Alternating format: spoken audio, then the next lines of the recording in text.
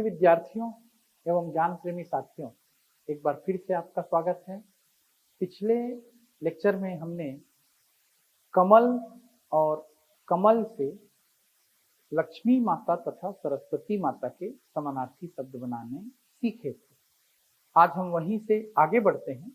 देखिए, हम लोगों ने पिछली बार कमल के कुछ समानार्थी शब्द लिए। कौन कौन से वो शब्द थे? कमल को हमने अंबुज कहा, कमल को हमने नीरज कहा, कमल को हमने वारिज कहा। ये सब शब्द कहाँ से बने हैं? जल से। कमल को हमने पंकज कहा, ये कीचड़ से बना, पंख का अर्थ कीचड़। कमल को हमने अब्ज कहा, कमल को हमने कंज कहा। सरोवर में खिलने के कारण कमल को हमने सरोज कहा। ओके, अंबुज, वारिज, नीरज, पंकज, सरोज, पद्म, है ना। ये सब किसके समानार्थी शब्द हम बनाते गए थे लगातार? कमल के समानार्थी शब्द। और इनसे फिर हमने लक्ष्मी माता के समानार्थी शब्द बनाए। लक्ष्मी माता के समानार्थी शब्द हमने कमल से कौन कौन से बनाए? सरस्वती माता के भी बने थे। अभी मैं आपका ध्यान लक्ष्मी माता के समानार्थी शब्दों पर ले जा रहा हूं। कमल से लक्ष्मी माता के समानार्थी शब्द बने थे। कमल पर आसीन होने के कारण लक्ष्मी माता कहलाती हैं कमला और कमलासना। पद्म पर आसीन होने के कारण लक्ष्मी को कहा गया है पद्मा और पद्मासना। इसी तरह लक्ष्मी माता के और समानार्थी बनेंगे अंबुज से अंबुजा, नीरज से नीरजा, पंकज से पंकजा, सरोज से सरोजा, वारिज से वारिजा। साथ ही याद रखें, लक्ष्मी को श्री भी कहते हैं, रमा भी कहते हैं और इंदिरा भी कहते हैं। इंदिरा लिखने का तरीका समझें। हिंदी में शब्द आपसे बात करते हैं, मैं आपको बार बार बता रहा हूं। मैंने लिखा कैसे है? इंदिरा। और यदि हम बदल कर लिख दें, लिखने का बस तरीका बदल रहा है, इंद्रा, तो ये इंद्राणी बन जाता है। इंद्र की पत्नी, जिसका समानार्थी शब्द सची और पोलोमी भी होता है। तो लिखने के थोड़े से अंतर से, ये सब अंतर हम शब्द शुद्धि के वर्तनी के सेक्शन में बहुत अच्छे से समझेंगे। लिखने के थोड़े से अंतर से शब्दों के अर्थ बदल रहे हैं। इंदिरा कहने से लक्ष्मी और इंद्रा कहने से इंद्राणी, सची, पोलोमी। तो कमल से ये माता लक्ष्मी के समानार्थी शब्द बने। और अब देखिएगा, लक्ष्मी से समानार्थी शब्द बन जाएंगे बहुत अधिक संख्या में। किनके समानार्थी शब्द बन जाएंगे? विष्णु भगवान के। कैसे? क्योंकि आप जानते हैं माता लक्ष्मी के पति विष्णु हैं, इसलिए विष्णु के समानार्थी शब्द कमल से बनेंगे और लक्ष्मी से बनेंगे। पहले लक्ष्मी से हम बनाते हैं। पति को कांत कहते हैं। कांत का अर्थ पति होता है। आप अपने दिमाग में रखते चलें, पति को क्या कहते हैं? कांत कहते हैं। देखिए, मैं अलग से कुछ शब्द लिख देता हूं। पति को कांत कहते हैं। देखिएगा, पति, कांत, कांत यानी पति, कांता यानी पत्नी, ईश यानी स्वामी। तो पति स्वामी ही है पत्नी का, शाब्दिक अर्थ से देखें तो इन शब्दों को हम जोड़ेंगे। देखिएगा, केवल लक्ष्मी में हम पति शब्दों को जोड़ेंगे। देखिएगा, तो भगवान विष्णु के पर्यायवाची बनने लगेंगे। हमने लक्ष्मी में पति को जोड़ा तो कौन सा शब्द बना? लक्ष्मी पति। तो जब लक्ष्मीपति का अर्थ विष्णु है तो आप अब समझदार हैं। कमला में हम पति शब्द को जोड़ेंगे तो क्या बन जाएगा? कमलापति। ये भी विष्णु का अर्थ देगा। और वैसे सारे शब्द देंगे, अंबुजापति, नीरजापति, सब बनेंगे। लेकिन प्रचलित कौन से शब्द हुए देखिए। श्री में हम पति को जोड़ेंगे तो श्रीपति। ये किसका समानार्थी बन जाएगा? भगवान विष्णु का। रमा में यदि हम पति को जोड़ेंगे तो रमापति। किसका समानार्थी बन जाएगा? भगवान विष्णु का। इंदिरा में यदि हम पति को जोड़ेंगे तो इंदिरापति। यह भी किसका समानार्थी बनेगा? भगवान विष्णु का। पति को कांत कहते हैं, मैंने बताया। यदि लक्ष्मी में आप कांत को जोड़ें तो कौन सा शब्द बनेगा? लक्ष्मीकांत। आपने पूजा में सुना होगा, लक्ष्मीकांतम कमल नयनम योगी भी ध्यान अगम्यम। तो लक्ष्मीकांत का शाब्दिक अर्थ क्या हो रहा है? विष्णु। यदि हम कमला में कांत को जोड़ेंगे तो कौन सा शब्द बनेगा? कमलाकांत। कमलाकांत का अर्थ भी क्या होगा? विष्णु। यदि हम कमला का ईश शब्द बनाएंगे, भगवान लक्ष्मी के ईश हैं, स्वामी हैं भगवान विष्णु, माता लक्ष्मी के स्वामी हैं, तो कमला में यदि हम ईश शब्द को जोड़ेंगे तो गुण स्वर संधि हो जाएगी, कमलाधनीश, कमलेश बनेगा। कमलेश का अर्थ विष्णु। रमाधनीश, रमेश बनेगा, रमेश का अर्थ विष्णु। श्री में ईश को जोड़ेंगे तो श्रीश बनेगा, श्रीश का अर्थ विष्णु। और यदि हम रमा में कांत को जोड़ेंगे तो एक प्रसिद्ध शब्द बनेगा रमाकांत।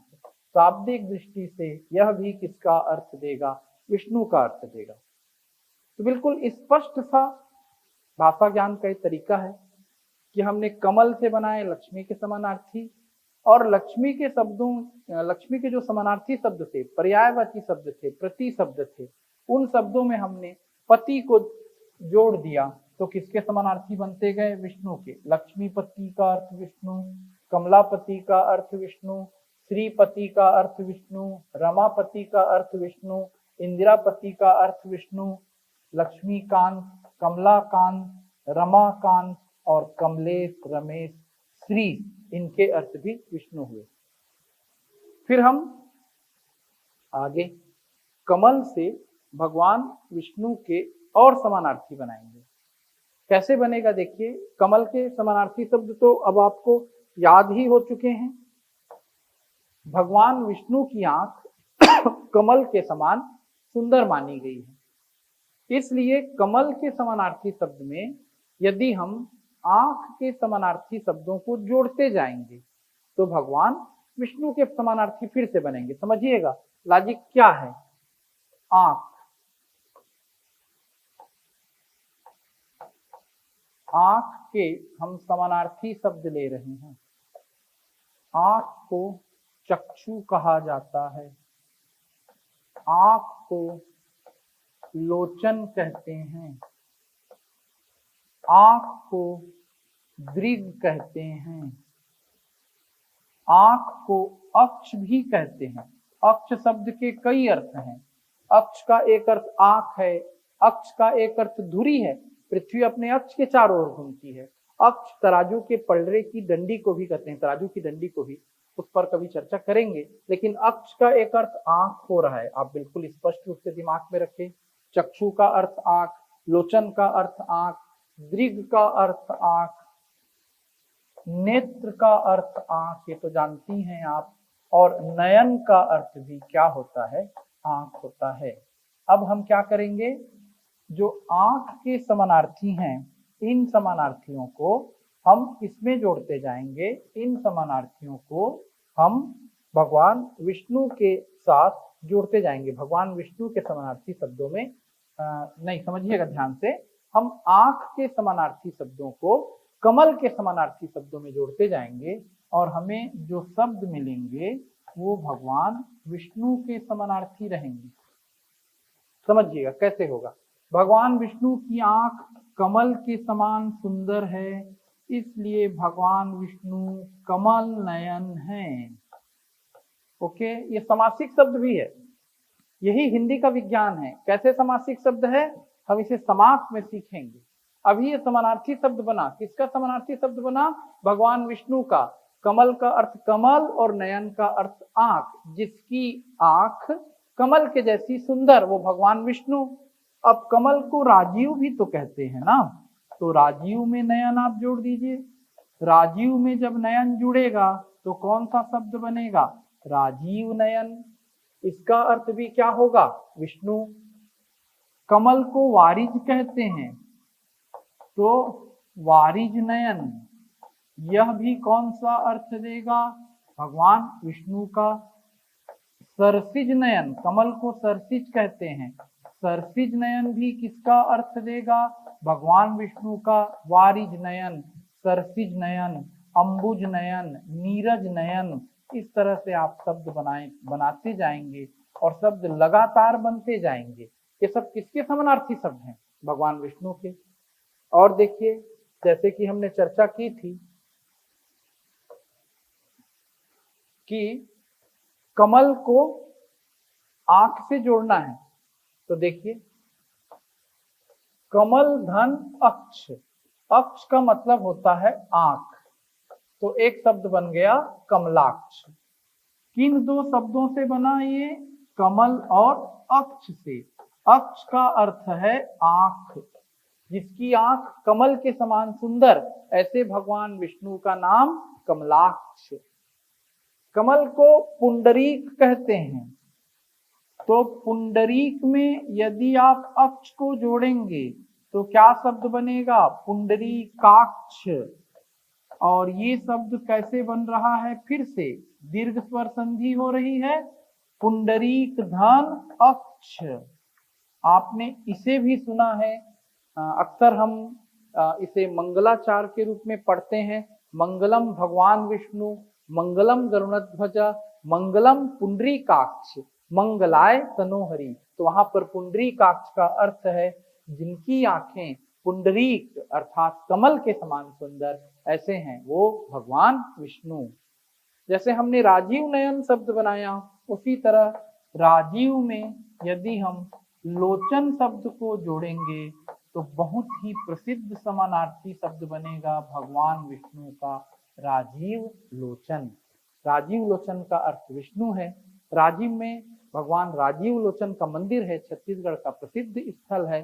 तो अब आप समझ गए होंगे वहां किस देवता की प्रतिमा है, किस भगवान का वो मंदिर है, तो भगवान विष्णु का ही मंदिर है। और वो दो शब्दों के मिलने से बन रहा है राजीव और लोचन।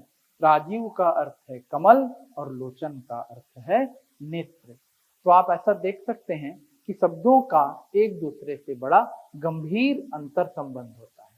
जैसे जैसे हमारे अंदर इस अंतर संबंध की समझ बढ़ती जाती है, वैसे वैसे विषय हमारे लिए बोझ बनना समाप्त कर देता है। आप समानार्थी शब्दों को रटने की प्रक्रिया से बाहर आ जाएंगे, और जब आपका भाषा ज्ञान बढ़ेगा, शब्दों की समझ बढ़ेगी, तो इन्हीं शब्दों से आप संधि भी सीखेंगे, इन्हीं शब्दों के प्रयोग से आप समास भी सीखेंगे। आपकी और हमारी इस श्रृंखला में निरंतर मुलाकात होती रहेगी। फिर से आपसे मिलते हैं। धन्यवाद।